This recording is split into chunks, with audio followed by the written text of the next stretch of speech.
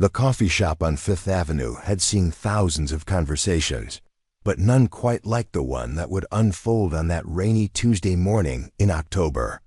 Maya Chun sat alone at table 14, her psychology textbook spread across the wooden surface like a fortress protecting her from the world. She had no idea that in exactly 7 minutes, a stranger would walk through that door and challenge everything she believed about herself. Before we jump back in, tell us where you're tuning in from, and if this story touches you, make sure you're subscribed because tomorrow I've saved something extra special for you. What started as an accidental collision would become the most unexpected love story, one that would prove that sometimes the people who feel most unworthy of love are exactly the ones who deserve it most. Maya's fingers trembled slightly as she highlighted another passage about cognitive behavioral therapy. The irony wasn't lost on her. Here she was, studying to become a therapist, while her own mind was her worst enemy. Every morning, she looked in the mirror and saw someone broken. Someone who had convinced herself that love was a luxury she couldn't afford. The rain drummed against the window of Cornerstone Cafe, creating a rhythmic backdrop to the Tuesday morning rush. Maya preferred this corner table because it kept her back to the wall and gave her a clear view of everyone coming and going. Trust didn't come easily when you'd spent 23 years believing you weren't worth anyone's time. Her phone buzzed with a text from her roommate Jessica. Coming home late tonight. Hot date with that guy from accounting. You should really put yourself out there, Maya. You're amazing and you don't even know it. Maya stared at the message for a long moment before typing back, "Have fun, I'll be here with my books." She deleted the part where she almost added "where I belong," because even Jessica, with all her good intentions, wouldn't understand. The bell above the door chimed, and Maya glanced up reflexively. A tall man with dark hair and tired eyes stood in the entrance, shaking raindrops from his jacket. He looked around the crowded cafe with the same cautious assessment Maya recognized in herself, someone used to measuring exits and calculating risks. Logan Mitchell had been having the kind of morning that made him question every decision he'd made in the past 5 years. His business meeting had fallen through, his car wouldn't start, and his ex-girlfriend had somehow managed to make him feel guilty about things that happened 3 months ago via a series of increasingly dramatic text messages. He ducked into the first cafe he could find, desperate for caffeine and 5 minutes of peace. The place was packed with the usual mix of students, business people, and locals trying to escape the October chill. Logan's eyes swept the room, looking for an empty table, when he noticed her, a young woman with long black hair pulled back in a messy bun, surrounded by textbooks and completely absorbed in her studying. There was something about the way she sat, shoulders slightly hunched as if she was trying to make herself smaller, that made him pause. Maya sensed someone watching her and looked up to find a stranger's gaze fixed on her table. For a split second, their eyes met, and she felt something she hadn't experienced in months, a flutter of curiosity mixed with panic. She quickly looked back down at her textbook, her cheeks burning with embarrassment. Logan realized he'd been staring and felt like an idiot. He made his way to the counter, ordered a black coffee and a blueberry muffin, then found himself glancing back at the woman with the textbooks.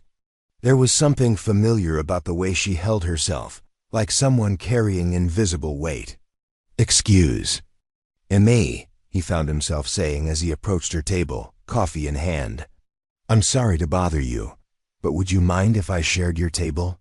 Everywhere else is taken, and I promise I'll be quiet." Maya looked up, startled.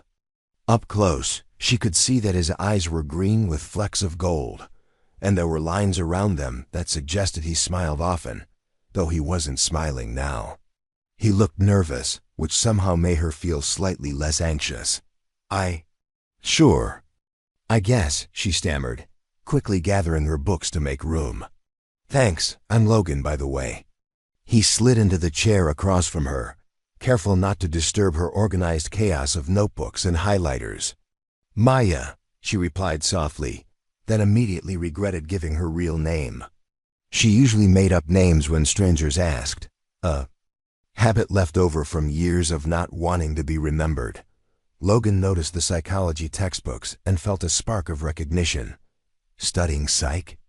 Graduate program at Columbia. Maya's voice was barely above a whisper. You? Used to be pre-med before I switched to business. Burned out sophomore year. Logan took a sip of his coffee and made a face. This tastes like it was brewed yesterday. Despite herself, Maya almost smiled. The coffee here is terrible, but it's quiet and they don't mind if you stay for hours. So you're a regular? Something like that. Maya closed her textbook, realizing she hadn't absorbed a single word in the past 10 minutes. What kind of business? Logan ran a hand through his hair, suddenly looking older than his 28 years. I fix things that are broken. Companies mostly. Go in, figure out what's not working, make recommendations. It's not as exciting as it sounds. Do you like it? The question caught Logan off guard. Most people asked if it paid well or if he traveled much, but no one ever asked if he actually enjoyed what he did. I'm good at it, he said finally. That's not the same thing, is it? Maya understood that answer better than she cared to admit. I'm studying to be a therapist, and half the time I think I'm the last person who should be giving anyone advice about their life. Maybe that makes you better at it. Someone who's figured everything out might not understand what it's like to struggle. There was something in his voice that made Maya look at him more carefully. Logan was staring into his coffee cup like it held answers to questions he hadn't figured out how to ask yet. What made you switch from pre-med? She found herself asking. Logan was quiet for so long that Maya thought he hadn't heard her. When he finally looked up, there was a rawness in his expression that made her chest tight. My dad died my sophomore year. Heart attack at 52. I spent 2 years watching him waste away in hospitals, and I realized I couldn't handle being responsible for other people's lives when I couldn't even keep the most important person in my world alive. Maya felt something crack open inside her chest. I'm sorry. It was a long time ago. Logan's smile was practiced, the kind you perfect when you're tired of people's sympathy. What about you? What made you choose psychology? The honest answer was that Maya had spent most of her life trying to figure out what was wrong with her, why she felt so fundamentally flawed that even her own parents had found her too difficult to love. But she couldn't say that to a stranger. In a coffee shop. I like helping people, she said instead, which wasn't entirely a lie. Logan studied her face, and Maya had the uncomfortable feeling that he could see right through her careful deflection. That's the right answer, isn't it? The one you give in interviews and to family members who ask. Maya's breath caught. What do you mean? I mean, I recognize someone who's really good at saying what people want to hear instead of what's actually true. The accusation should have made Maya angry, but instead, she felt exposed in a way that was both terrifying and oddly relieving. When was the last time someone had called her out instead of just accepting her surface-level responses? You don't know me, she said quietly. No, I don't. But I know what it looks like when someone's carrying around guilt that isn't theirs to carry. Maya's hands clenched around her coffee cup. You're making a lot of assumptions about a stranger. Maybe. Or maybe I recognize it because I do the same thing. The cafe continued to buzz with conversation around them, but Maya felt like they were sitting in a bubble of unexpected honesty. She studied Logan's face, looking for signs that this was some kind of game or manipulation, but all she saw was someone who looked as tired of pretending as she felt. What kind of guilt? She asked, her voice barely audible. Logan leaned back in his chair, seemingly weighing whether to answer honestly or retreat into safer territory. The kind where you convince yourself that bad things happen to people around you because of something you did or didn't do. The kind where you start believing that the best way to protect people is to keep them at a distance. Maya's throat felt tight. That sounds lonely. It is, but it's also safer for everyone. The rain had picked up outside, turning the windows into watercolor paintings of blurred shapes and muted colors. Maya watched people hurry past with umbrellas and newspapers held over their heads, all of them rushing toward something or someone that mattered enough to brave the storm. I used to think my parents gave me up because there was something inherently wrong with me, she heard herself saying. The words came out before she could stop them, surprising her with their clarity. Logan went very still. Used to think? Maya laughed, but there was no humor in it. Now I know there was something inherently wrong with me. The difference is I've stopped trying to figure out how to fix it. How old were you? Preparing and narrating this story took us a lot of time, so if you are enjoying it, subscribe to our channel. It means a lot to us. Now back to the story. 7. I'd been in foster care since I was 3, but they were going to adopt me. Had the papers ready and everything.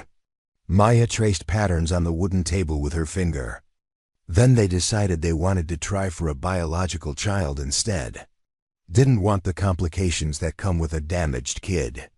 Logan felt anger rise in his chest, not at Maya, but at the adults who had failed her so completely. That says everything about them and nothing about you, does it? Because I've been in therapy on and off for 15 years, and I still wake up every morning wondering what's so wrong with me that even my own parents couldn't love me enough to keep me. The vulnerability in her voice made Logan want to reach across the table and take her hand, but he sensed that unexpected gestures of comfort might send her running. Instead, he leaned forward slightly, making sure she could see his face when he spoke. My dad used to tell me that the world has 2 kinds of people, those who build walls and those who build bridges. He said the trick was figuring out which one you wanted to be. Logan paused, choosing his words carefully. I think maybe some of us build walls because we're afraid of what happens when people get close enough to see who we really are. Maya looked up at him, and for the first time since he'd sat down, she didn't immediately look away. And what happens when they do see who you really are? I don't know. I've gotten pretty good at making sure it never gets that far. They sat in silence for a moment, the weight of their respective admissions settling between them like a bridge neither had expected. To build. Can I ask you something? Maya said finally. Sure. Why are you telling me this? You don't know me. I could be anyone. Logan considered the question seriously. Because sometimes it's easier to be honest with a stranger than with people who think they know you, and because he hesitated, then pushed forward. Because you look like someone who understands what it's like to carry things that are too heavy to carry alone. Maya felt tears prick at the edges of her eyes, but for once, they didn't feel like weakness. They felt like recognition. I should probably get going, she said, though she made no move to pack up her books.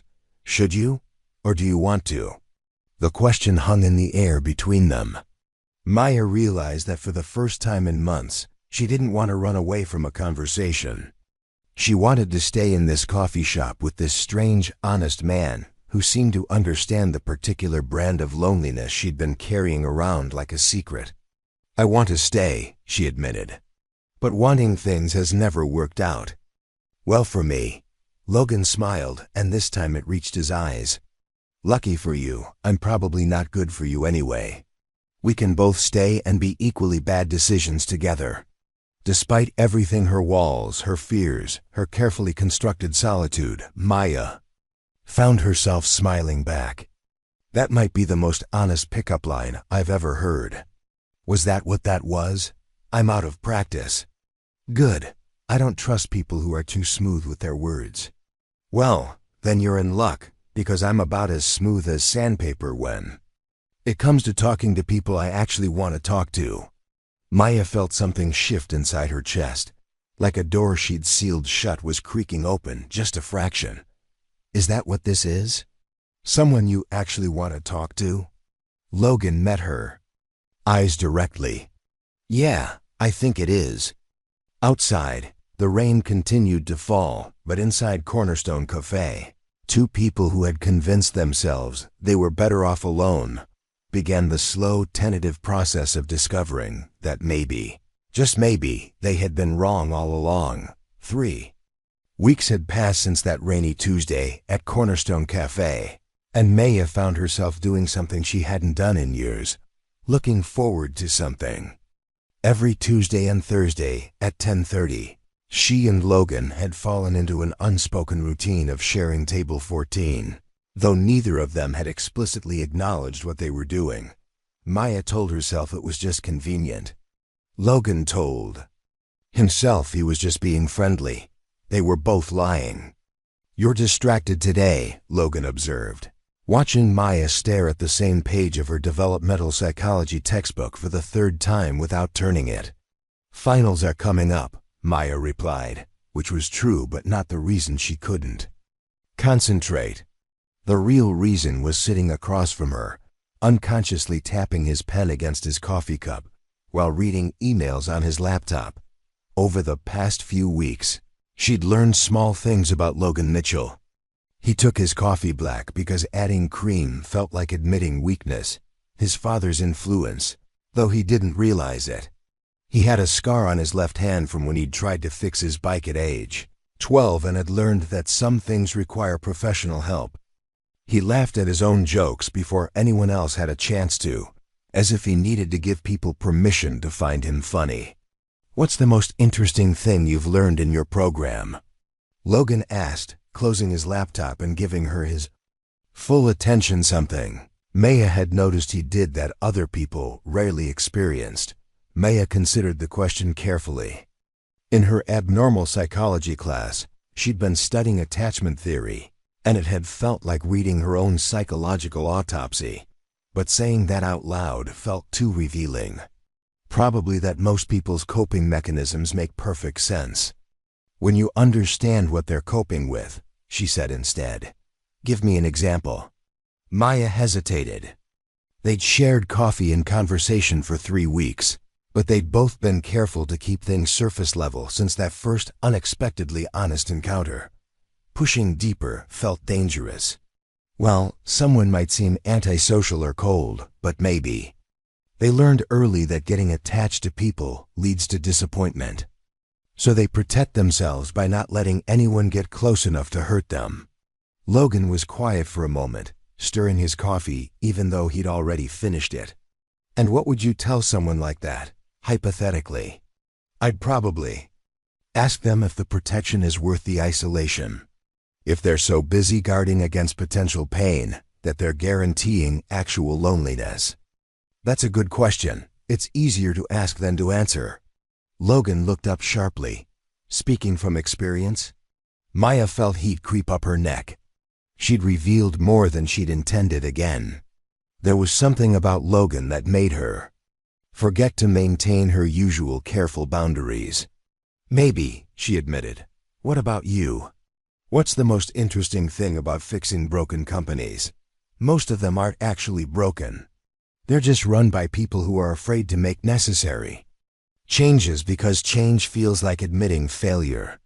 "Sounds familiar." "Yeah, it does." Logan leaned back in his chair, studying Maya's face. "Can I tell you something?" Maya's pulse quickened, but she nodded. "I've been coming here for 3 weeks, and I haven't figured out a single problem with any of my clients. But I've been more productive in these 2 hours twice a week than I am the rest of the time combined." "Why do you think that is?" Logan met her eyes directly. "Because for the first time in a long time, I'm not thinking about all the ways I might mess something up. I'm just ... here." Maya felt that dangerous flutter in her chest again, the one that made her want to lean closer instead of pulling away. Logan ... I know this is complicated, and I know we both have reasons to be careful. But I can't pretend I'm here for the terrible coffee anymore." Maya's breath caught. She'd known this moment was coming, had been both dreading and hoping for it. "I can't be what you want me to be." "What do you think I want you to be?" "Fixed, whole, someone who doesn't come with a manual full of warnings and disclaimers." Logan was quiet for so long that Maya started to gather her books, convinced she'd finally pushed him away. Then he spoke. his voice so soft she had to strain to hear him over the cafe's ambient noise. What if I told you that I don't want you to be fixed? What if I told you that someone who's learned to survive being broken might be exactly what someone like me needs? Maya's hand stilled on her textbooks. Someone like you? Someone who spent so much time learning how to help other people that he forgot how to help himself. Someone who's gotten so good at analyzing what's wrong with everything else that he can't see what might be right with his own life. Maya looked up at him, and for the first time in 3 weeks, she didn't immediately look away when their eyes met. That sounds lonely too. It is. But it's different when you're lonely with someone else who understands. The words hung between them like a bridge Maya wasn't sure she was brave enough to cross. Everything in her experience told her to run. To protect herself before Logan inevitably realized what her foster parents had realized, that she was too much work, too much damage, too much risk. But looking at him now, she saw something that stopped her from fleeing. Logan wasn't looking at her like she was a project to be fixed or a mystery to be solved. He was looking at her like she was exactly who she was supposed to be, brokenness and all. I should probably mention that I have trust issues, Maya said. Finally, her voice barely above a whisper. I should probably mention that I have commitment issues. I push people away when they get too close. I convince myself I'm protecting people by keeping them at a distance. Maya almost smiled. We sound like a disaster waiting to happen. The best kind of disaster, maybe. Logan, I'm serious. I don't know how to do this. I've never... She gestured vaguely between them, struggling for words. Never what? Never wanted someone to stay badly enough to risk them leaving. Logan felt something shift in his chest, like a wall he'd built so carefully that he'd forgotten it had suddenly developed a crack. Maya, can I ask you something, and will you answer me honestly? She nodded, though her hands were trembling. Slightly. Right now, at this moment, if you could choose between staying safe and taking a chance on something that might be really good, but could also hurt you, what would you choose? Maya stared at him, her heart pounding so hard she was sure he could hear it. Everything rational in her mind was screaming at her to choose safety, to stick with what she knew, to protect herself the way she'd learned to protect herself since. She was 7 years old, but for the first time in her adult life, the voice in her head that always chose self-preservation was being drowned out by something else, a tiny, stubborn hope that maybe this time could be different. I would choose the chance, she whispered. Logan's smile was soft and genuine, reaching all the way to his eyes. Even if it means risking getting hurt, even then. Good, because I was hoping you'd say that. Maya felt tears prick at her eyes. But they weren't the familiar tears of fear or sadness. They felt relief, like finally exhaling after holding her breath for 16 years. So what happens now? She asked. I don't know. I've never gotten this far before. Despite her nervousness, Maya laughed a real laugh that surprised her with its lightness. You mean you don't have a plan? What kind of business consultant are you? The kind who's much better at fixing other people's problems than his own. Well, lucky for you, I'm studying to be a therapist, so I'm supposed to be good at helping people figure things out. Are you offering to be my therapist? Maya shook her head, still smiling. Definitely not. That would be a conflict of interest. Why? What kind of interest would it be conflicting with? The question was light, teasing, but Maya heard the genuine curiosity underneath it.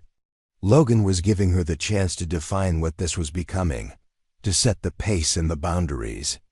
The kind where I might be interested in more than just your psychological well-being, she admitted, feeling braver than she'd felt in years.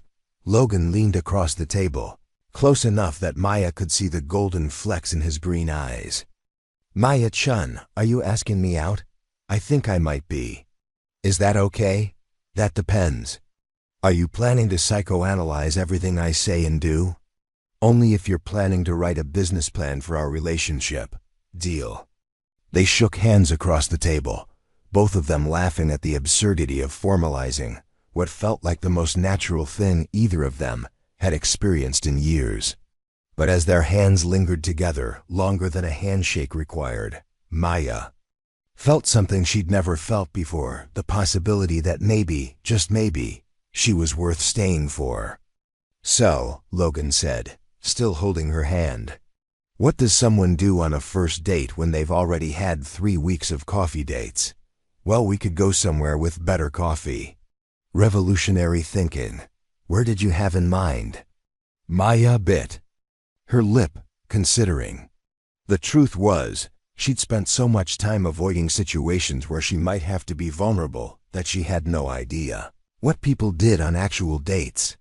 But Logan was looking at her with such patient expectation that she felt brave enough to suggest something terrifying. "There's this bookstore in Greenwich Village that has a cafe in the back. They do poetry readings on Thursday nights. It's probably terrible and pretentious, but I've always wanted to go, and I've never had anyone to go with." Logan squeezed her hand gently. "Thursday night it is.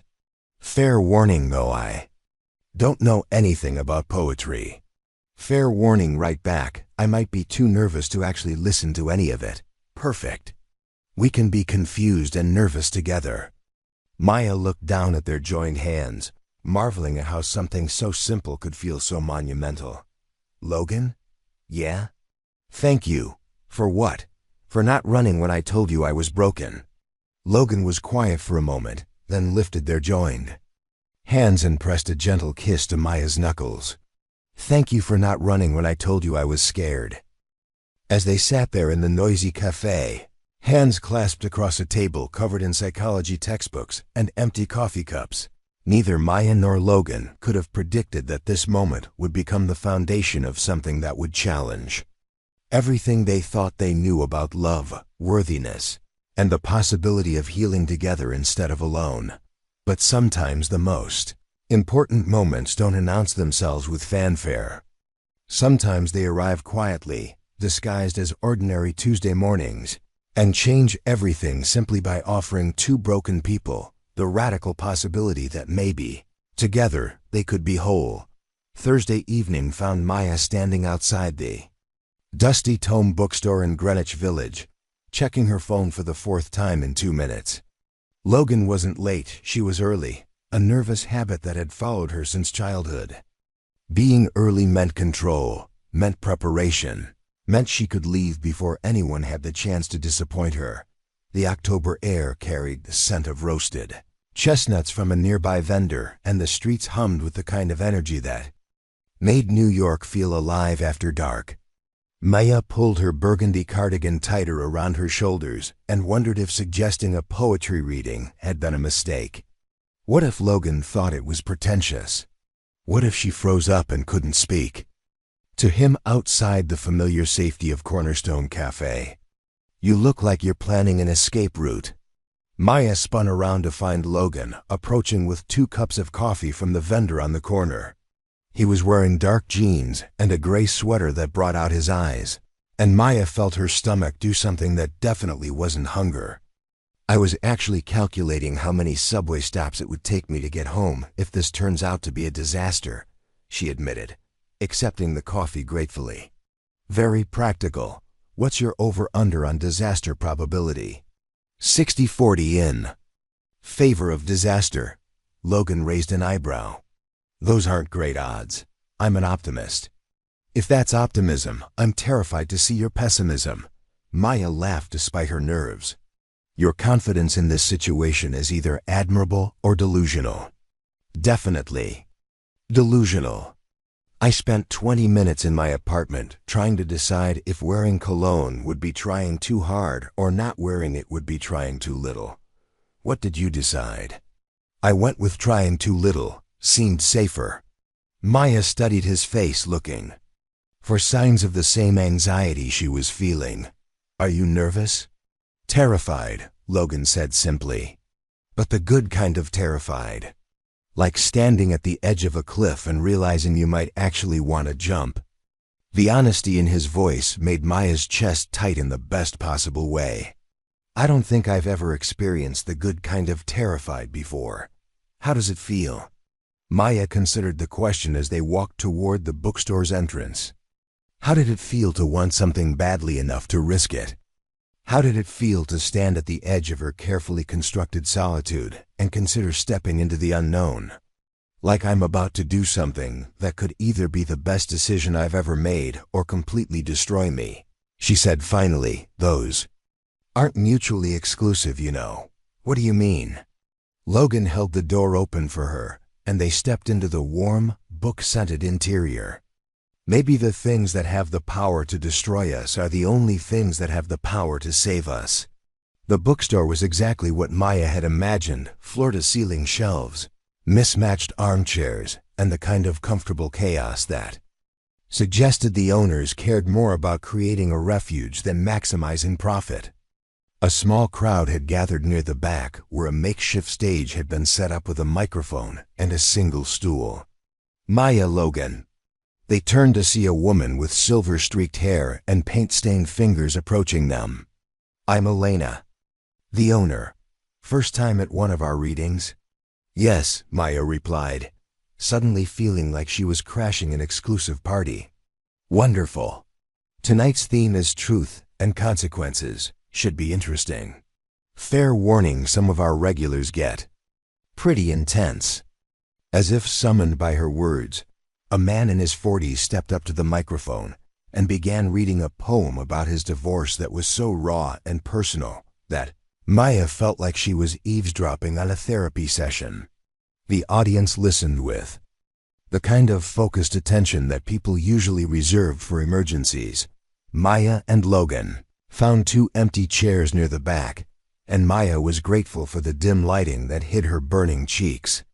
The poet's words seemed to hang in the air like confessions, and she wondered what had possessed her to suggest an activity that involved this level of emotional exposure. This is intense, Logan whispered, leaning close enough that Maya could smell his shampoo, something clean and uncomplicated that made her want to turn her head and breathe him in. We could leave, Maya whispered back, though she made no move to stand. Do you want to? Maya looked around the room at the faces of strangers who were listening to another stranger's pain with complete attention and acceptance. There was something beautiful about it, this gathering of people who had decided that truth was worth the discomfort of hearing it. No, she said, surprising herself. I want to stay. Logan smiled and settled back in his chair, and Maya felt some of her tension ease. This was okay. They were okay. The next poet was a college student who read about falling in love for the first time, and the one after that was an elderly woman who spoke about losing her husband after 53 years of marriage. Each poem felt like a small act of courage, a decision to transform private experience into shared understanding. Next up we have Maya, Elena announced, and Maya's blood turned to ice. What? Maya whispered, gripping Logan's arm. I think you signed up when we came in, Logan said. Looking as confused as she felt, Maya looked toward the front of the room where Elena was gesturing for her to come forward, and she realized with horror that she must have accidentally written her name on the sign-up sheet when Elena had handed her the clipboard at the door. I can't, Maya said, panic rising in her throat. I don't have anything prepared. I can't get up there. Logan turned in his chair to face her fully. Maya, look at me. She met his eyes, trying to breathe normally. You don't have to do anything you don't want to do, he said quietly. But if you want to, if there's any part of you that wants to, try. I'm right here. I'm not going anywhere. Maya stared at him, her heart pounding. The rational part of her mind was screaming that this was exactly the kind of situation she avoided, being put on the spot, being vulnerable in front of strangers, risking judgment and rejection. But there was another voice in her head, quieter, but growing stronger. That sounded suspiciously like Logan's. Maybe the things that have the power to destroy us are the only things that have the power to save us.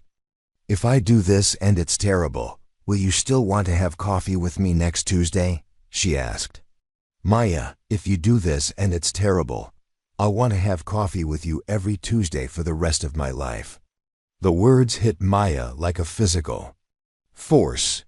Not because Logan was declaring his undying love, they both knew it was too early for that, but because he was promising constancy in the face of her imperfection. He was saying that her worst wouldn't scare him away. Maya stood up before she could change her mind. Walking to the front of the room felt like swimming upstream through honey, but somehow she made it to the microphone.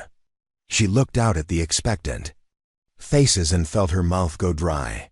Elena gave her an encouraging nod from the side of the stage. "Hi," Maya said, her voice barely audible. "I'm Maya, and I didn't plan to do this tonight. I don't have anything prepared, so this is probably going to be a disaster." A few people chuckled, and Maya felt some of her terror ease. "I guess. I've been thinking about truth and consequences lately. About how sometimes the truth is that you're scared of everything, and the consequence is that you miss out on everything worth being scared of." Maya looked out into the audience and found Logan's face. He was watching her with complete attention, no judgment or expectation, just presence. "I used to think that being alone was safer than risking disappointment, and maybe it is safer. But being safe isn't the same thing as being alive." Maya's voice grew stronger as she continued. "I've spent so many years protecting myself from potential hurt that I forgot to protect myself from guaranteed loneliness." She paused, surprised by her own words. She hadn't planned to say any of this, but standing here in front of strangers, she felt something she'd never experienced before, the relief of telling the truth without apology. "So I guess tonight is about consequences. The consequence of deciding that maybe, just maybe, I'm worth the risk of being hurt. The consequence of believing that someone might stay even if they see who I really am." Maya's voice caught on the last words, but she pushed through. "The consequence of admitting that I don't deserve love, but wanting to find out if maybe that doesn't matter as much as I thought it did." The room was completely silent when Maya finished, and for a moment, she thought she'd made a terrible mistake. Then Logan started clapping, and the rest of the audience joined in, and Maya felt something inside her chest expand like a balloon filling with helium. She made her way back to her seat on shaking legs, and Logan stood up to meet her halfway, pulling her into a hug that lasted just long enough for Maya to believe it was real. "That was incredible," he whispered against her ear. "That was terrifying. Same thing." They sat back down as the next poet took the stage, but Maya barely heard the words. She was too busy processing what had just happened, not just the fact that she'd gotten up in front of strangers and shared something personal, but the way it had felt to tell the truth about her fears and have Logan look at her like she'd done something brave instead of broken. "Can I tell you something?"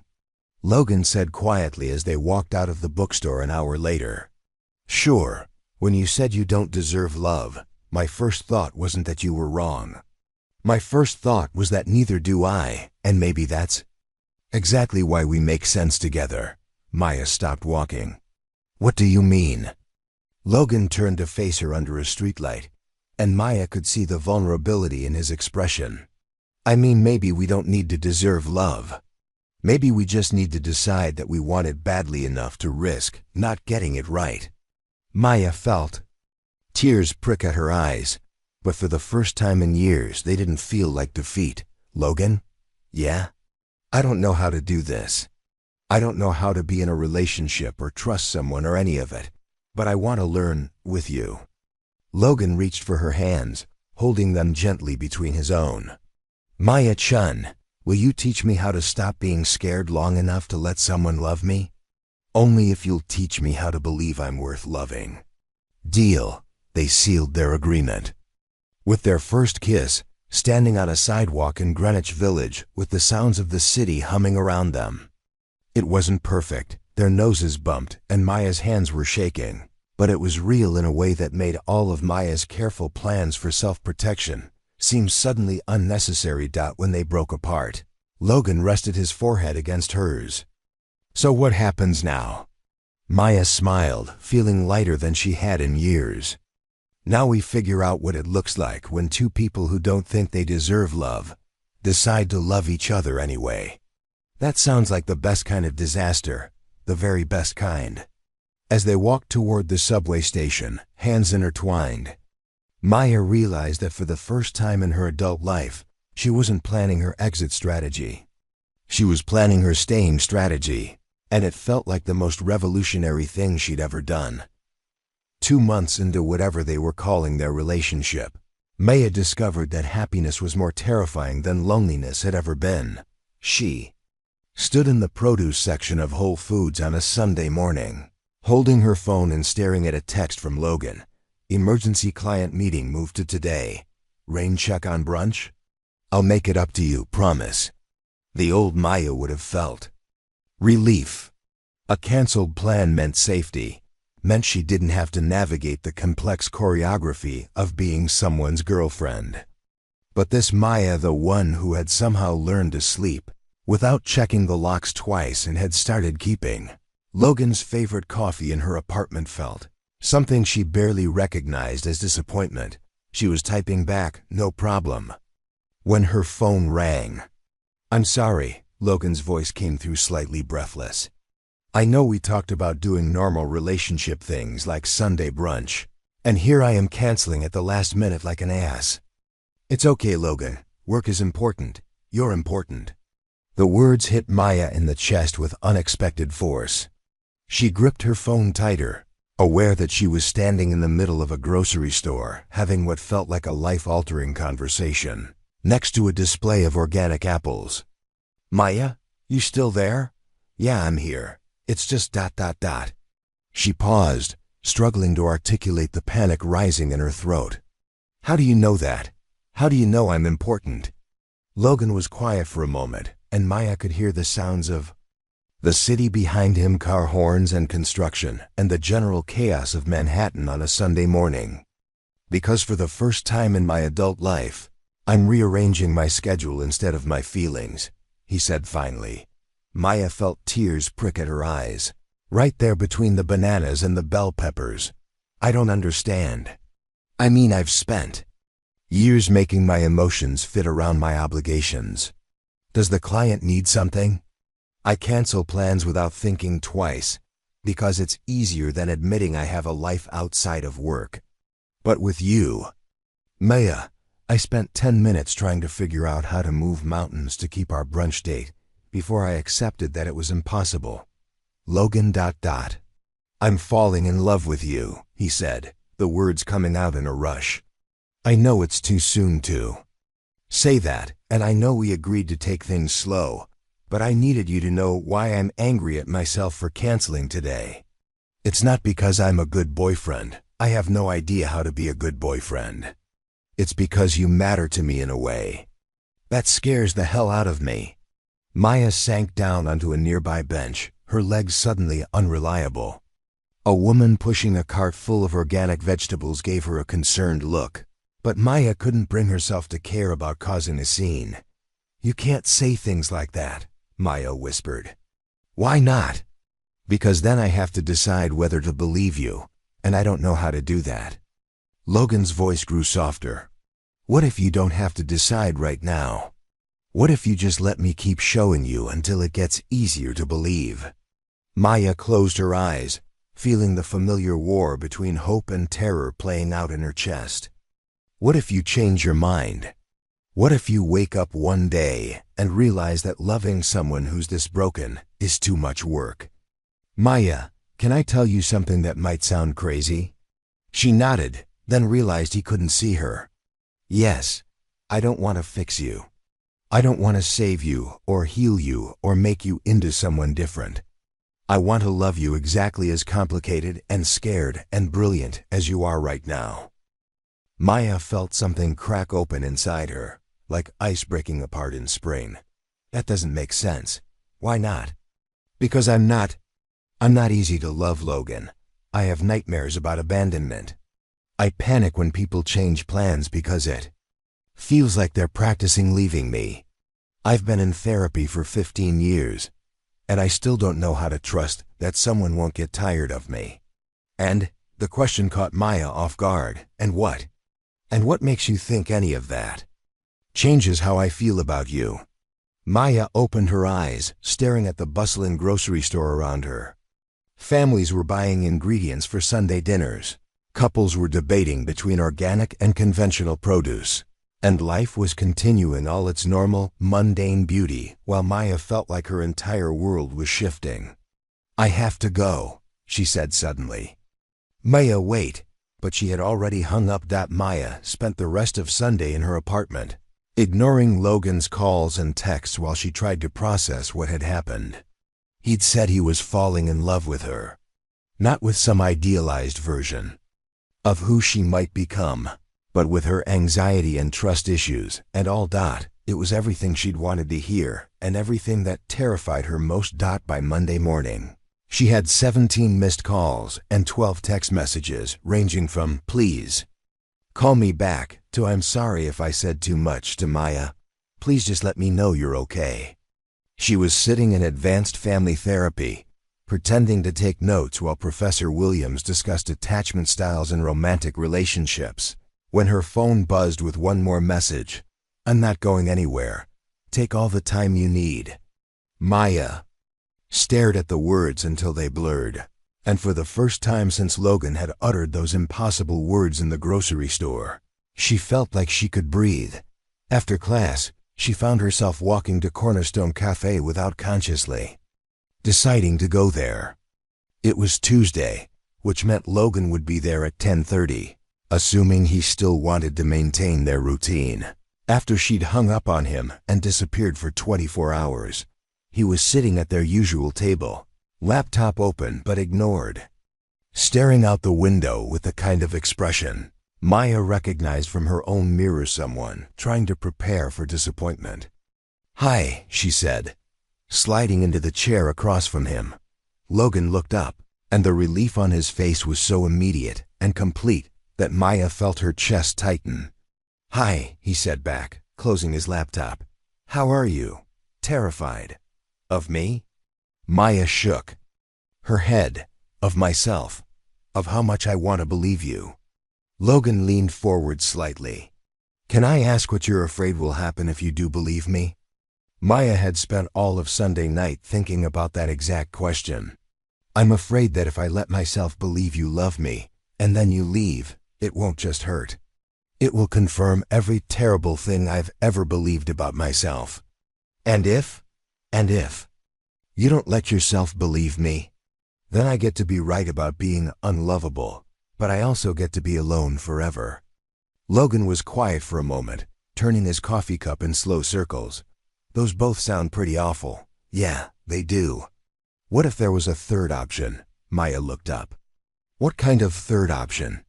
What if you let yourself believe me, and instead of waiting for me to leave, you trust that I'm going to keep choosing to stay?"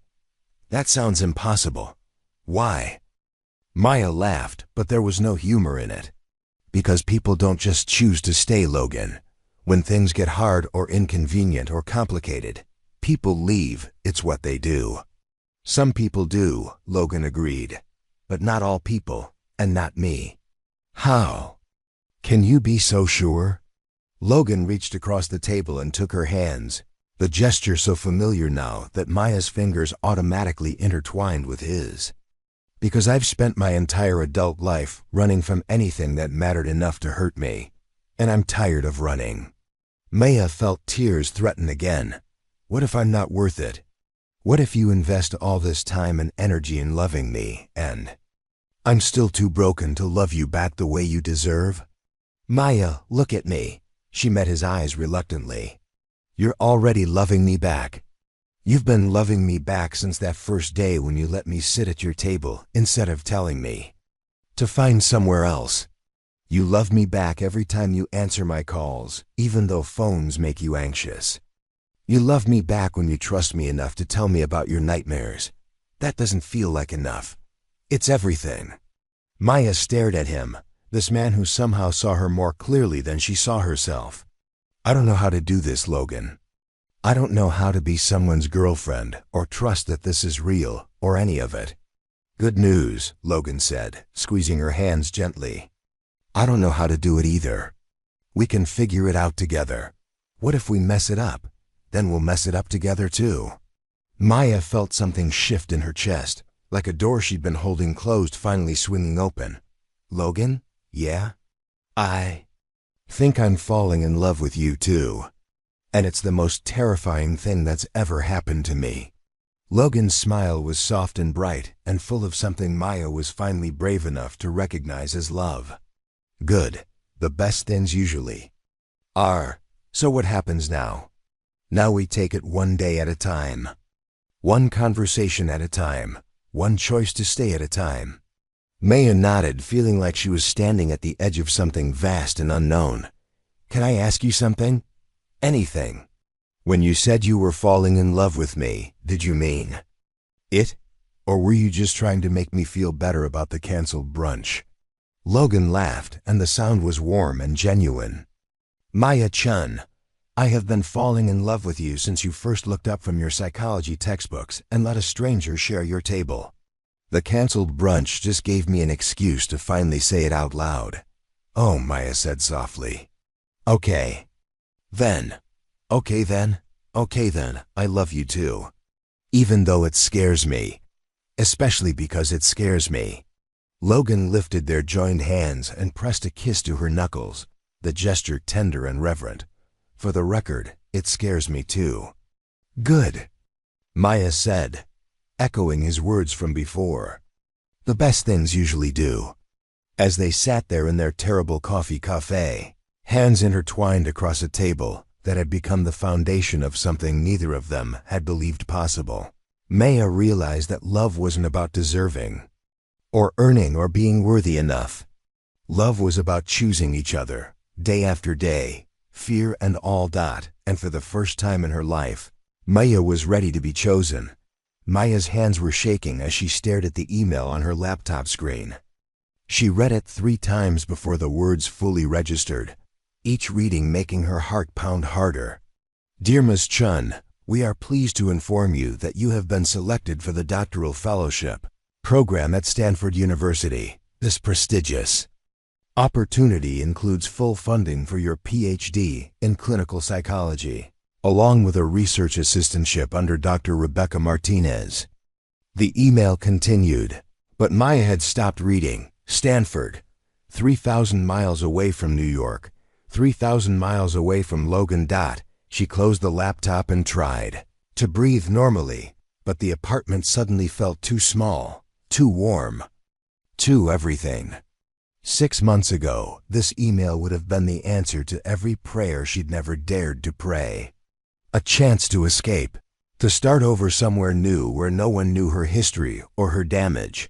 Now it felt like the universe was testing her commitment to staying. Maya was still sitting frozen on her couch when Logan knocked on her door 2 hours later. They'd made plans to cook dinner together, another one of those normal couple activities that Maya was slowly learning to navigate. Hey, he said, kissing her forehead as she let him in. You look like you've seen a ghost. Something like that. Maya watched Logan set down a grocery bag filled with ingredients for the pasta dish they'd planned to make.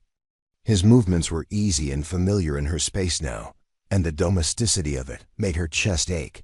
What's wrong? Logan asked, immediately picking up on her mood. 6 months of dating had made him fluent in Maya's subtle expressions of distress. Maya handed him her laptop without a word. She watched his face as he read the email, saw the exact moment when understanding hit him. His expression went carefully neutral in the way it did when he was trying not to influence her reaction to something. Stanford, he said finally, closing the laptop. Maya, this is incredible. This is exactly what you wanted. Is it? Logan studied her face. Isn't it? Maya sank back onto the couch, pulling her knees to her chest. I applied 8 months ago. Before I met you. Before any of this. She gestured vaguely between them. I applied because I wanted to disappear, to go somewhere no one knew me, to start over completely. And now? Now I don't want to disappear anymore. Logan sat down next to her, careful to leave space between them. Maya had learned to recognize this as one of his protective instincts, giving her room to feel whatever she needed to feel, without the pressure of physical comfort. "Tell me what you're thinking," he said quietly. Maya was quiet for a long time, trying to untangle the mess of emotions in her chest. "I'm thinking that 8 months ago, getting this acceptance letter would have felt like winning the lottery. I'm thinking that Stanford's clinical psychology program is ranked 3rd in the country, and Dr. Martinez is one of the leading researchers in trauma therapy. But I'm also thinking that I've spent my entire life running away from things that matter, and accepting this fellowship feels like the biggest run of all." Logan was silent, and Maya could practically hear him choosing his words carefully. "Maya, can I ask you something without you taking it the wrong way?" She nodded. "Are you not going because you're afraid of leaving me? Or are you afraid of me leaving you if you go?" The question hit Maya like a slap, precise and unavoidable. She stared at Logan, whose expression remained gentle despite the brutal accuracy of his observation. "Both," she whispered. "Maybe, I don't know. If I promised you that distance wouldn't change how I feel about you, would that make a difference?" Maya felt tears threaten. "You can't promise that." "Why not?" "Because long-distance relationships are hard, Logan. Because you'll meet someone who doesn't come with my baggage. Because 3,000 miles is a long way to maintain feelings for someone who still wakes up, sometimes convinced that you're going to realize you made a mistake." Logan moved closer then, reaching for her hands. "Maya, look at me." She met his eyes reluctantly. "I love you. Not despite your baggage, not until someone better comes along, not conditionally. I love you, period. And if you want to go to Stanford, because it's the best program for your career, then I want you to go to Stanford. Just like that, just like that."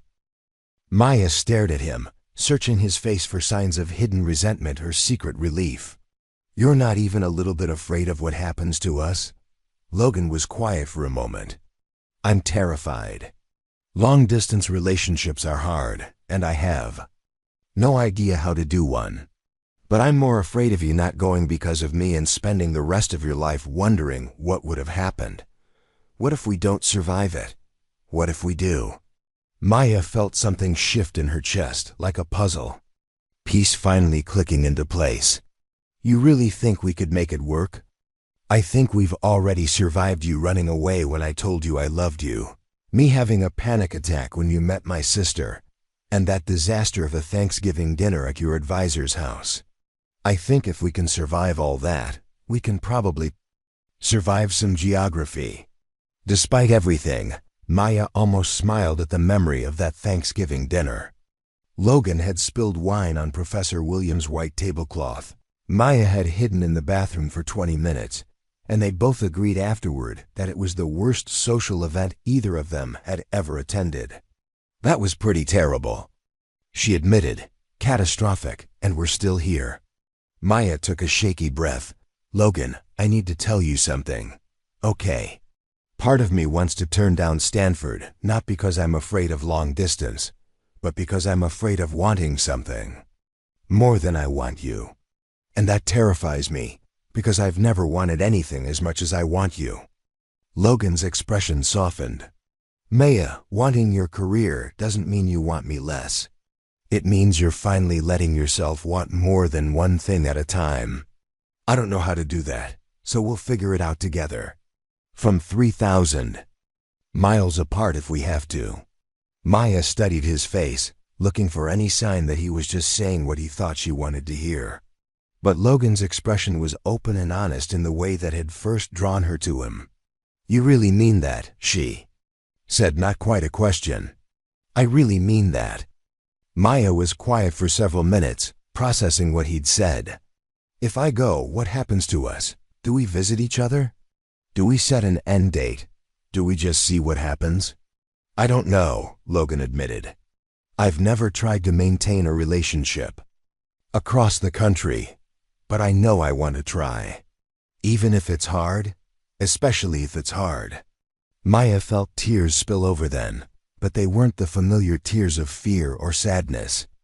They were something else entirely: relief, maybe, or gratitude. Or the overwhelming realization that Logan was choosing her, even when choosing her meant letting her go. "I think I want to go," she whispered. "Good." Logan smiled, and it reached all the way to his eyes. "Good, you should want to go. It's an incredible opportunity, and you're going to be amazing." "I'm scared." "I know. I'm scared too." Maya wiped her eyes with the back of her hand. What if we're making a huge mistake? What if long distance kills what we have? What if it makes you stronger? "You're very optimistic for someone who's terrified," Logan laughed. "I'm learning that from you." "From me?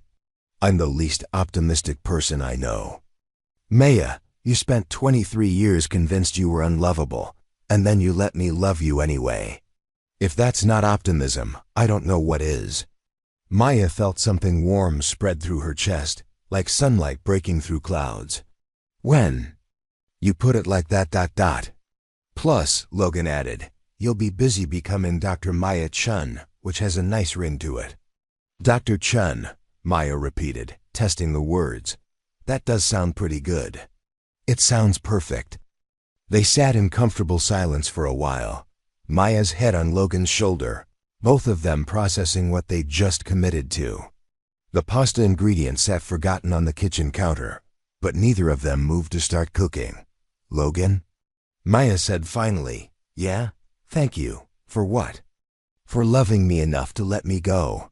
Logan pressed a kiss to the top of her head. "Thank you for trusting me enough to want to come back." Maya closed her eyes, feeling something she'd never experienced before: the simultaneous presence of love and independence, the knowledge that she could choose her future without losing the person who mattered most to her. "I haven't accepted yet," she said. "But you're going to?"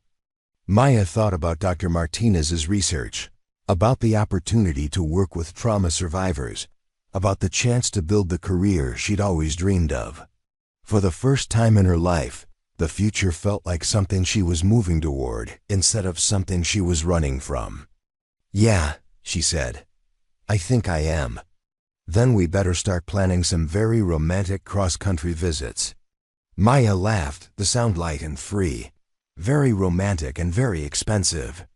Worth every penny." As they finally got up to start dinner, Maya realized that love wasn't about choosing between the person you wanted and the life you wanted. Sometimes, if you were very lucky and very brave, love meant having someone who wanted both for you too. And for the first time in her life, Maya felt very lucky indeed. The moving truck pulled away from Maya's apartment building on a humid August morning, taking with it 2 years' worth of carefully curated belongings and the life she'd built in New York. Maya stood on the sidewalk with a single suitcase and a backpack, watching her entire world disappear around the corner of East 84th Street. "You sure you don't want me to come to the airport?" Logan asked for the third time in 10 minutes. Maya turned to look at him, memorizing the way the morning light caught the gold flecks in his green eyes. In 3 hours, she'd be on a plane to San Francisco, and they'd officially begin the most terrifying experiment of her life. "We talked about this," she said, though her voice wasn't as steady as she'd hoped. "Airport goodbyes are terrible in movies for a reason. This isn't a movie, Maya. No, it's worse. In movies, you know the couple is going to end up together." In the end, Logan stepped closer, taking her hands in his. "We're going to end up together in the end.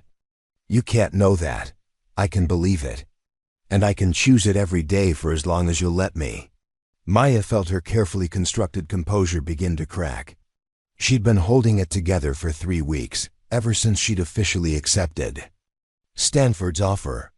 She'd made lists and spreadsheets and detailed plans for how they'd navigate the next 4 years.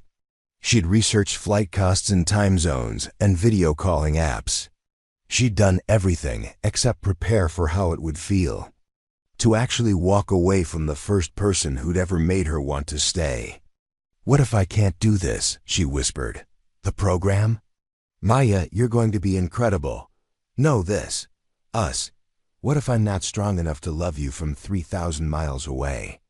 Logan was quiet for a moment, studying her face with the careful attention she'd come to associate with his most honest moments.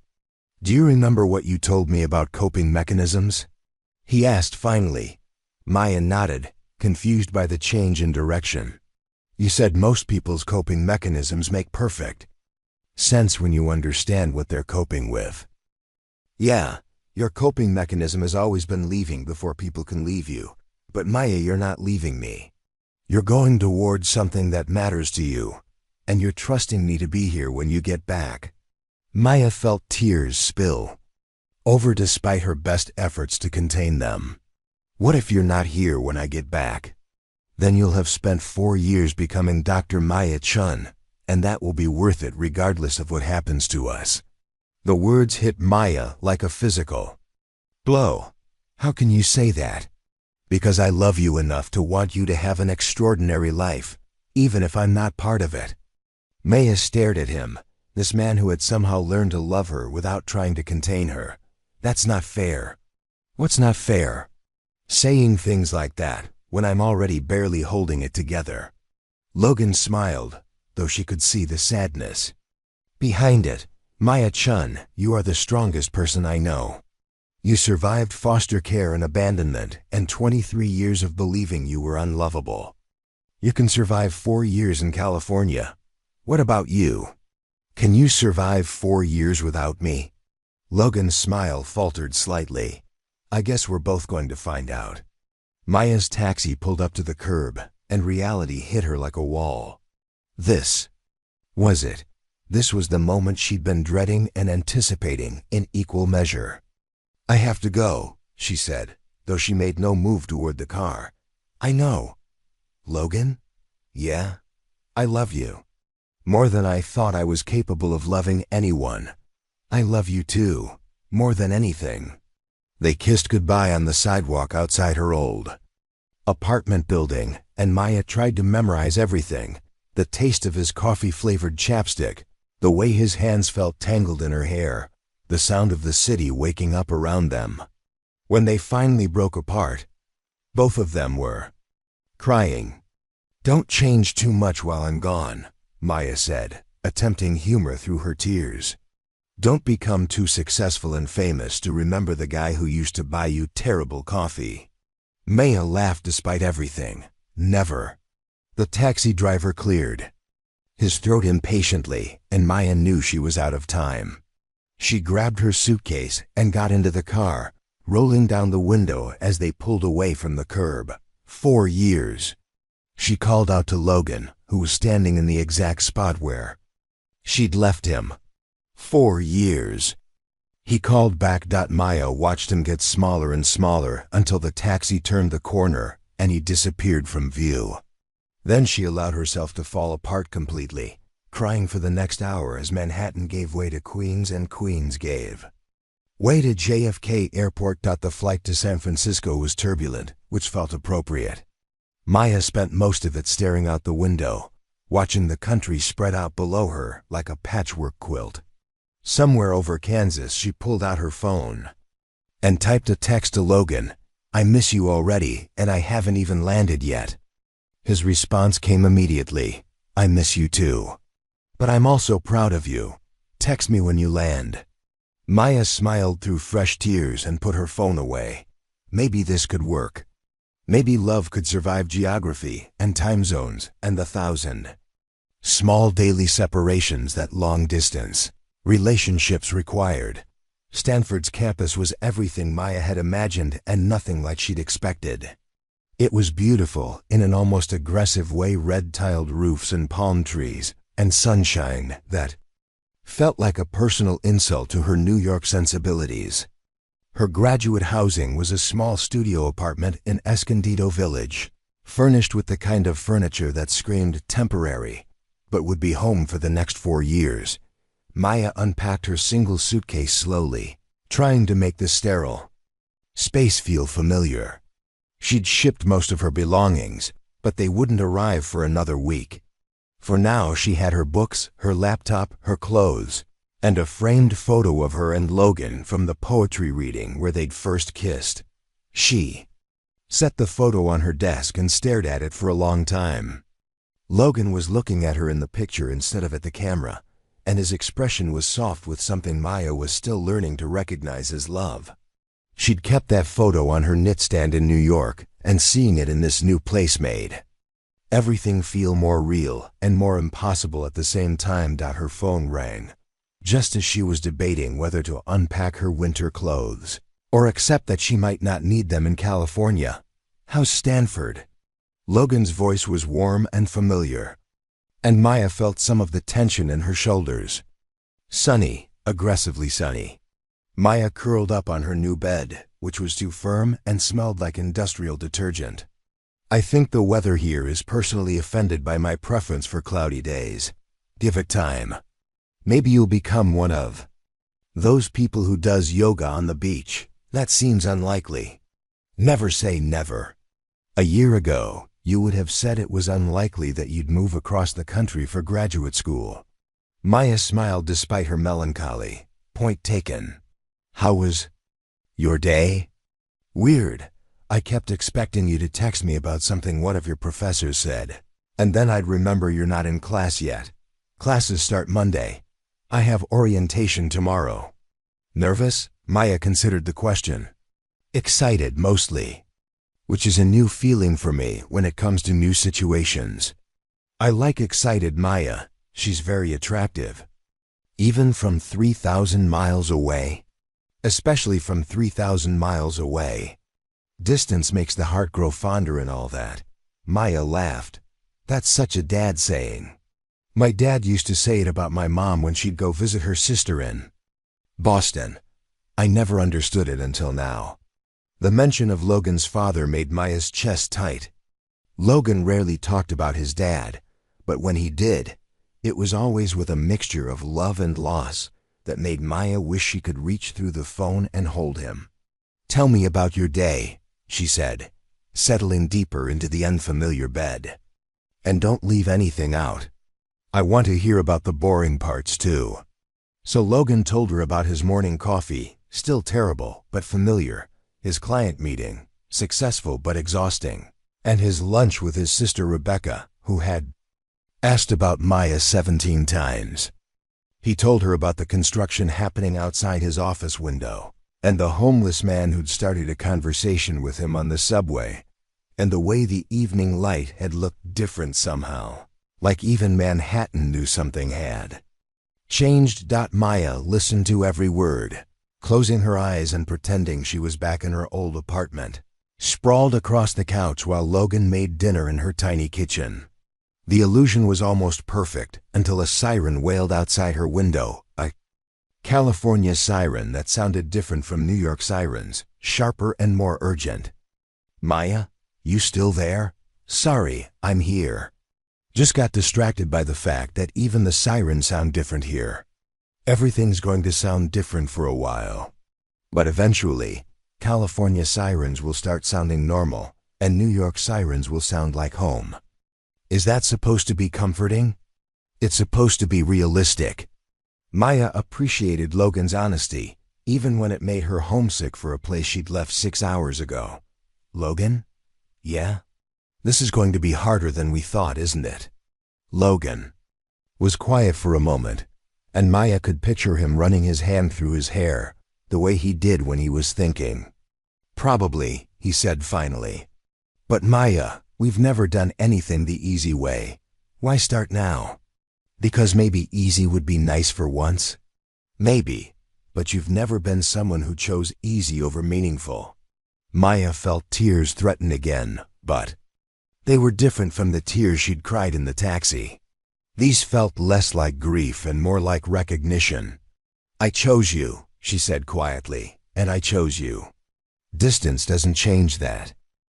"Promise me something?" "What?"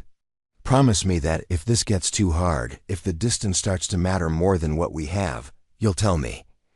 Don't just fade away or start making excuses. Be honest with me. I promise, but Maya, yeah? You have to promise me the same thing." Don't convince yourself I'm better off without you if things get difficult. Talk to me instead. Maya smiled, feeling something settle in her chest. I promise. They talked for another hour about nothing and everything until Maya's exhaustion finally caught up with her.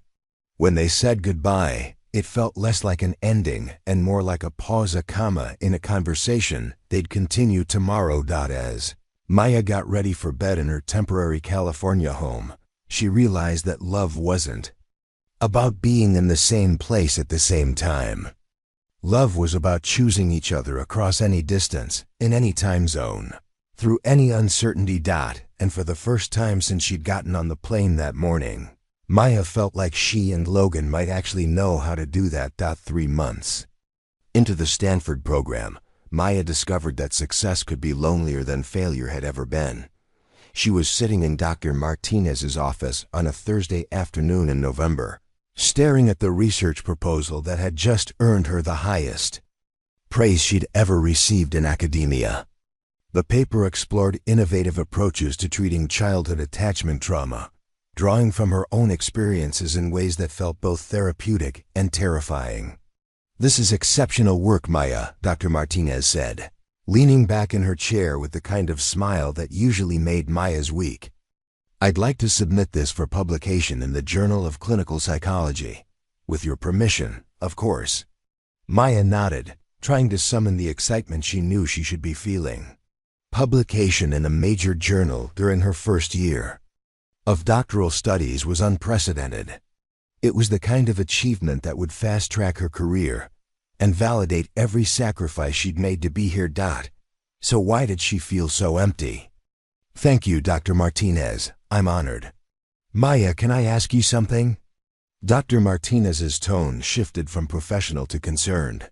"You've been producing incredible work, but you seem distant lately. Is everything all right?" Maya forced a smile.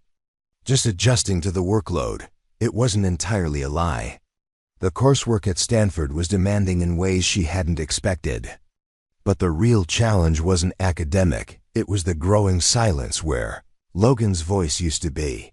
Their daily phone calls had gradually decreased to every other day, then twice a week, then whenever their schedules aligned, which was increasingly rare.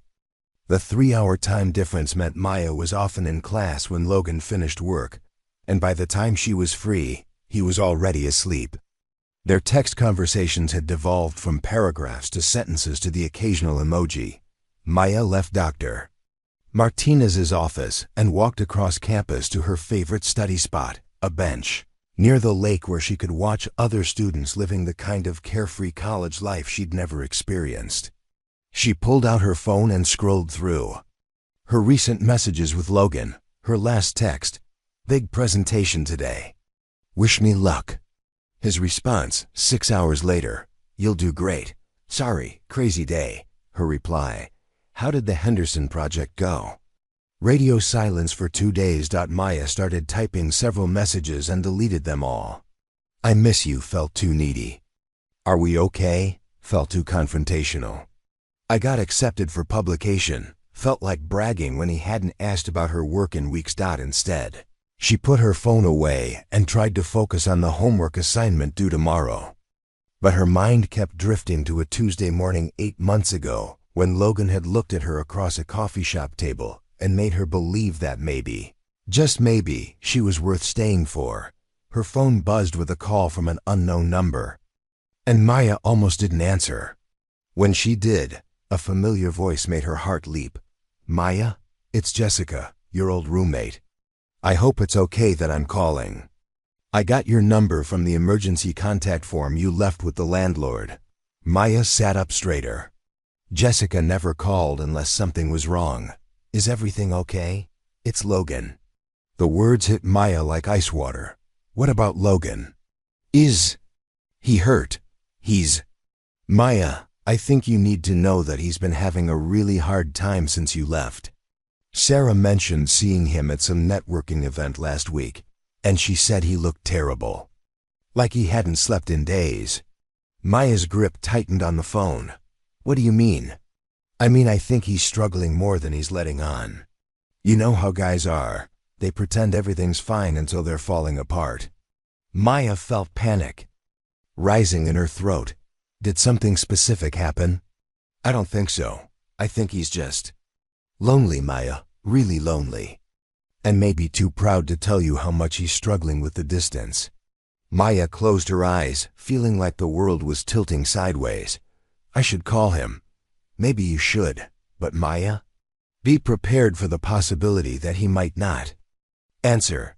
Sarah said he's been avoiding social events and basically becoming a hermit. After Jessica hung up, Maya sat on the bench staring at Logan's contact information for 20 minutes. Their last conversation had been stilted and brief, full of the kind of polite updates you'd give to an acquaintance. When had they stopped being honest with each other? She pressed the call before she could lose her nerve. The phone rang 4 times before Logan picked up. Hey, Maya. His voice sounded tired in a way that went deeper than lack of sleep. Maya felt her heart break a little. Hi, how are you? Fine, you? Maya wanted to scream. When had they become people who asked, how are you, like strangers making small talk? Logan, I just got a call from Jessica. Silence. She said you've been having a hard time. Jessica needs to mind her own business. The sharpness in Logan's voice was so unlike him that Maya felt tears prick her eyes. Are you okay? And please don't say fine. Logan was quiet for so long that Maya wondered if the call had dropped. When he finally spoke, his voice was barely above a whisper. No, Maya, I'm not okay. I'm fucking miserable, and I hate myself for being miserable because I know this is what you need to do, and I want to support you. But I can't figure out how to do that when talking to you for 5 minutes twice a week is making everything worse instead of better. The honesty in his voice was like a punch to the gut. Maya had been so focused on her own loneliness that she hadn't considered that Logan might be drowning too. Why didn't you tell me? She whispered, because what was I supposed to say? That I'm jealous of your success? That I resent the fact that you're building this amazing new life while I'm still in the same apartment, going to the same job, living the same routine, except now there's a Maya-shaped hole in the middle of it. Maya felt tears spill over. Logan, I'm sorry, I'm being an ass. This isn't your fault, and I don't want you to feel guilty for choosing something that's making you happy. Who says I'm happy? The question seemed to catch Logan off guard. Aren't you? You're doing incredible work. You're exactly where you wanted to be. I'm professionally successful and personally miserable, Maya interrupted. I spend every day surrounded by people who share my interests and every night alone wondering why achievement feels so hollow when I don't have anyone to share it with. Maya ... I miss you, Logan, not just romantically but as my person. You used to be the first person I wanted to tell when something good happened. Now I get good news, and I don't even know if you want to hear it. Logan was quiet again, and Maya could hear the sound of traffic in the background. Where are you right now? Walking home from work. I've been taking the long way lately, because I don't want to get to my empty apartment. Maya closed her eyes, picturing Logan wandering the streets of Manhattan to avoid the silence of home. I got accepted for publication today. In a major journal. Maya, that's incredible. That's exactly what you. Logan's voice broke slightly. I'm so proud of you.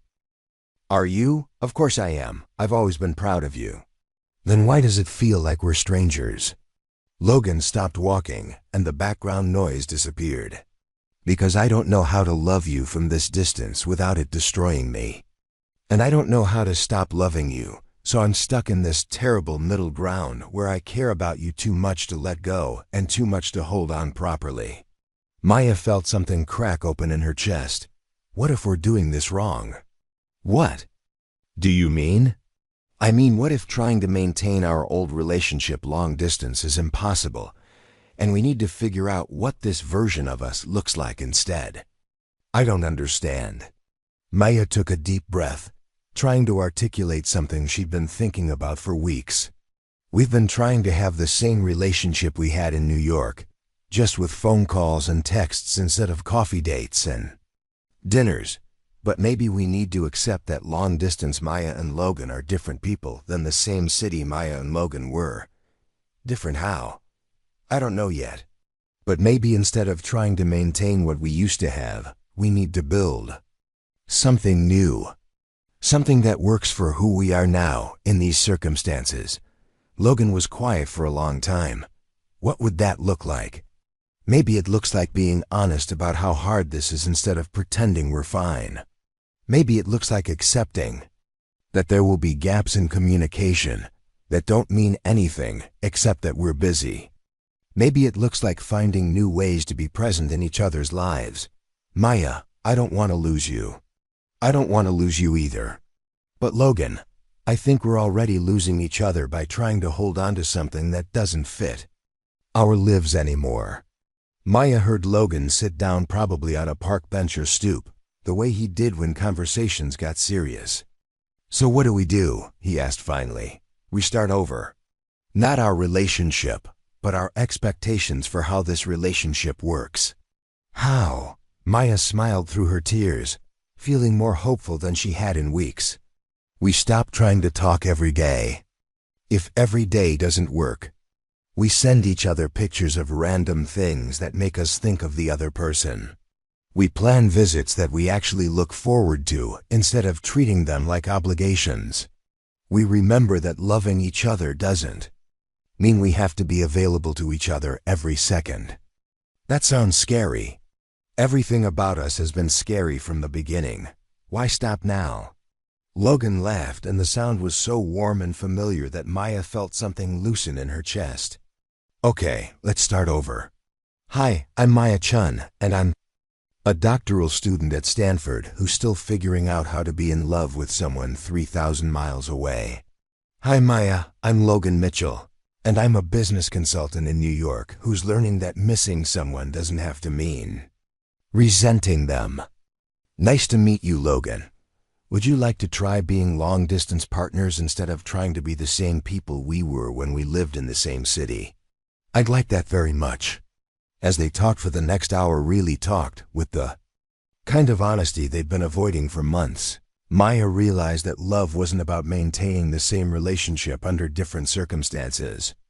Love was about evolving together, even when evolution meant accepting that some things would have to change.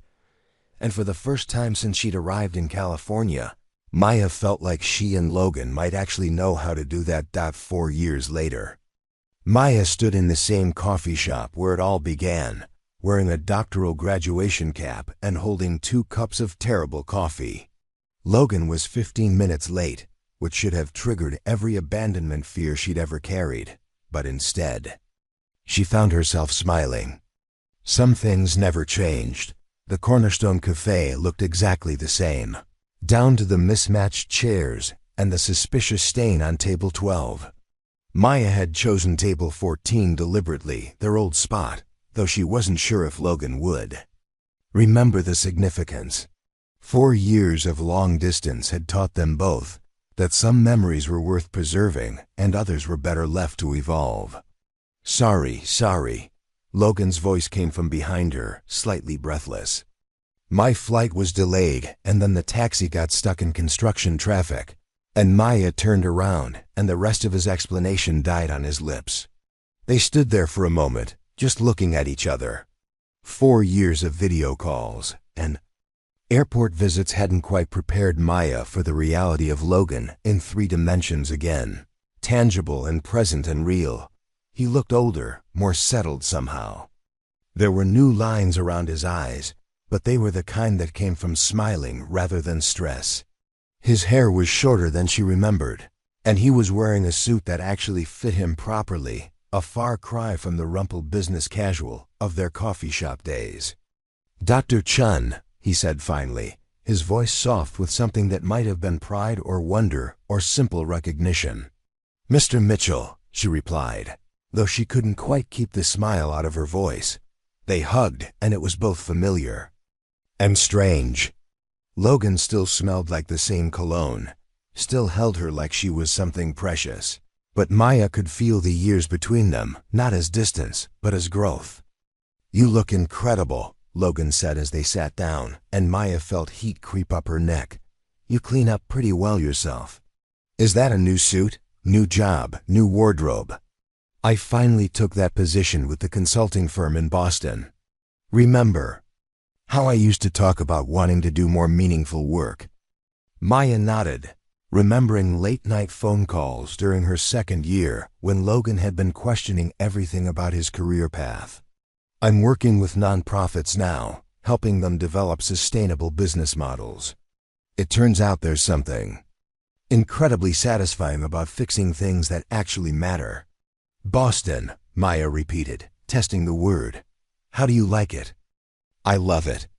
It's close enough to New York that I can visit Rebecca whenever I want, but far enough away that I had to build a completely new life. Turns out I was pretty good at that." Maya studied his face, looking for signs of the loneliness that had marked their phone calls during the difficult periods. But Logan looked genuinely content in a way she'd rarely seen before. "What about you?" Logan asked. "How does it feel to be Dr. Maya Chun? Surreal. I keep expecting someone to realize they made a mistake and ask for the degree back. That's not going to happen. I know, logically I know that. But imposter syndrome is apparently a PhD requirement they don't tell you about in the brochure." Logan laughed, and the sound was warm and familiar. "What's next? Are you staying at Stanford for your postdoc?" Maya took a deep breath. This was the conversation she'd been both anticipating and dreading for months. "Actually, I got an offer from Columbia. Dr. Williams wants me to join his research team. And there's a clinical fellowship attached that would let me start seeing patients." "Columbia." "As in, Columbia University in New York. That's the one." Logan went very still, and Maya could practically see him processing the implications. "When would you start?" "September. I'd be moving back to New York in August." "Maya." Logan's voice trailed off, and she could see him struggling with how to respond. They'd been so careful over the past 4 years not to make assumptions about their future, not to put pressure on each other's decisions. But this felt too significant to treat as just another career move. "Can I ask you something?"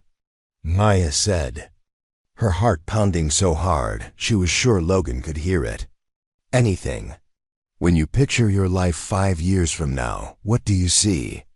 Logan was quiet for a long time, staring into his coffee cup the way he used to when they were figuring out how to be honest with each other. "I see a house with good light for reading and a kitchen big enough for 2 people to cook in without bumping into each other. I see Sunday mornings that don't feel lonely and someone to call when something good happens at work." He looked up at Maya, and his expression was vulnerable in a way that made her chest ache. "I see you if you want to be seen." Maya felt tears. Threaten, but they were the good kind, the kind that came with relief and recognition and the stunning realization that some things were worth waiting 4 years for. "Logan, I need to tell you something." "Okay." "I didn't take the Columbia offer because it was the best opportunity available. I took it because I spent 4 years learning how to be independent and successful and whole on my own. And now I want to learn how to be all of those things with you." Logan's smile started slowly and then spread across his entire face. "Are you saying what I think you're saying?" "I'm saying that I love you. Not because I need you or because I'm afraid to be alone, but because I choose you. Every day. For 4 years, even when it was hard, even when we didn't know if it would work out, I chose you." "Maya, I'm not finished." Maya took another deep breath, feeling braver than she'd felt since that night at the poetry reading. "I'm saying that I spent 27 years believing I didn't deserve love, and then you showed me that deserving was never the point. The point was deciding to love and be loved anyway." Logan reached across the table and took her hands, the gesture so familiar that Maya felt like she was coming home. "I have something to ask you," he said, and his voice was shaking slightly. "Logan, if you're about to, Maya Chun, will you marry me?" The question hung in the air between them, and Maya felt the entire coffee shop fade away until there was nothing but Logan's face and the impossible reality of this moment. "You don't have a ring," she said stupidly. Logan laughed, reaching into his jacket pocket and pulling out a small velvet box. "I've been carrying this around for 6 months, waiting for the right moment." Turns out the right moment was always going to be here, in this terrible coffee shop where we first met. Maya stared at the ring, a simple solitaire that caught the light from the window and threw tiny rainbows across the table. It was perfect in its understated elegance, exactly what she would have chosen if she'd been brave enough to imagine this moment. "Logan, before you answer," Logan interrupted, "I need you to know that I'm not asking you to marry me because you're moving back to New York. I'm asking because I spent 4 years learning how to love you from a distance, and now I want to spend the rest of my life learning how to love you up close." Maya felt tears spill over, but she was smiling so hard her cheeks hurt. Yes, Logan Mitchell, I will marry you." Logan slipped the ring onto her finger with hands that were shaking almost as much as hers, and Maya marveled at how something so small could feel so monumental. The ring fit perfectly, like it had been waiting for her finger as long as she'd been waiting for this moment. "Can I tell you something?" Maya said, admiring the way the diamond looked on her hand. "Anything." 4 years ago, when I left for Stanford, I was terrified that choosing my career meant losing you. Now I realize that choosing my career was what made me brave enough to choose you too. "What do you mean?" Maya looked around the coffee shop, remembering the first time she'd sat at this table, surrounded by psychology textbooks and convinced that she was too broken for love. "I mean, I spent my whole life believing that I had to choose between being loved and being independent. But you taught me that the right person doesn't ask you to choose. The right person wants you to have everything you want, even if it's complicated." Logan brought her hand to his lips and kissed her ring finger, right above the engagement ring. "Maya Chun, you are going to be the most incredible wife. How can you be so sure?" "Because you're already the most incredible everything else." Maya laughed, feeling lighter than she had in years. "That's not how logic works. Since when is love logical?" "Good point." They sat there for another hour, making plans and talking about the future in a way they'd never allowed themselves to do before. Logan told her about the apartment he'd been looking at in Boston that had a perfect home office for Maya's research work. Maya told him about the wedding she'd never let herself imagine, but had been unconsciously planning for months. As they finally got up to leave, Maya realized that this ending was really a beginning. Not just of their engagement or their marriage, but of the next chapter of two people who had learned that love wasn't about deserving or earning or being worthy enough. Love was about choosing each other again and again through every season of becoming who they were meant to be. "One more thing," Logan said as they walked toward the door. "What's that? I still think the coffee here is terrible." Maya burst out laughing. "Good thing we're not coming here for the coffee. What are we coming here for?" Maya looked back at table 14, where two scared, lonely people had once discovered that maybe they weren't as broken as they thought. "We're coming here to remember that the best things in life happen when you're brave enough to stay." Logan squeezed her hand, and they walked out into the New York sunshine together, ready to build a life that was worth every risk they'd taken to find each other. 4 years earlier, Maya had whispered, "I don't deserve love," like a prayer to a God who wasn't listening. Logan had replied, "Lucky me. I don't deserve you either," like an answer to a question she'd been too afraid to ask. Now they knew the truth. Deserving had never been the point. The point was loving anyway, choosing anyway, staying anyway, even when it was scary, even when it was hard, even when you didn't know how the story would end. And their story was just beginning. Up next, you've got 2 more standout stories right on your screen. If this one hits the mark, you won't want to pass these up. Just click and check them out. And don't forget to subscribe and turn on the notification bell, so you don't miss any upload from us.